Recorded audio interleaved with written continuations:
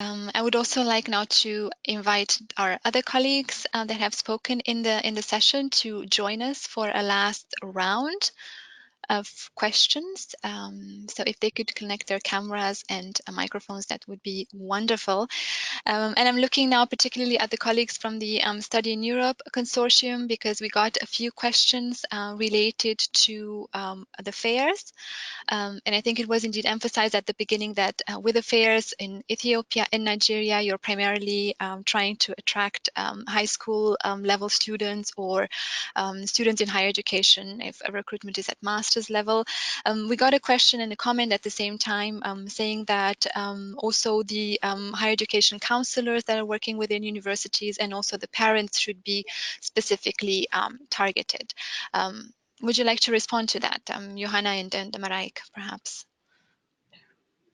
Yes, in any case, so when we are targeting for the fairs students, we think, of course, of parents, because they have a very important role in the decision of the students where to study. So in the promotion campaign, they will be targeted as well.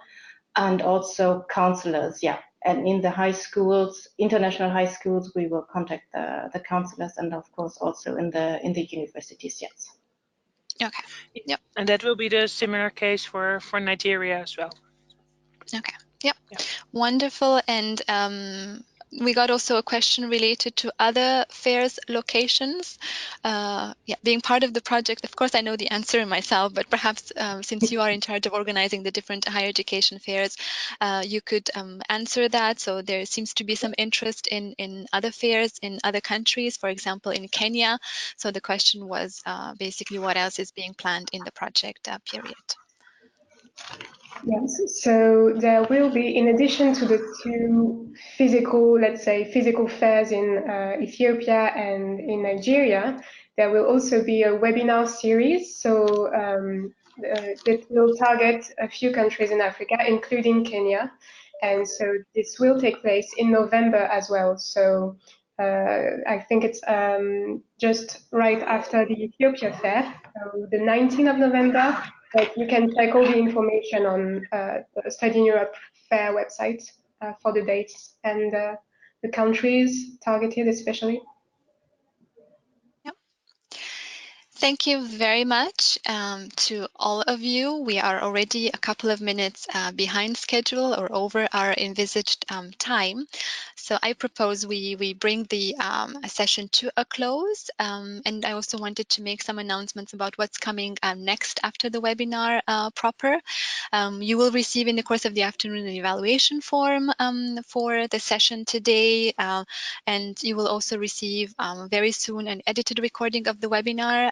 We are aware that several of you experienced some technical problems also with the sound, so you were not able to hear very well, particularly the video we showed at the beginning from the colleagues from the European Commission. So the edited recording will solve all the issues and all the parts you will not have managed to hear very well during today's session.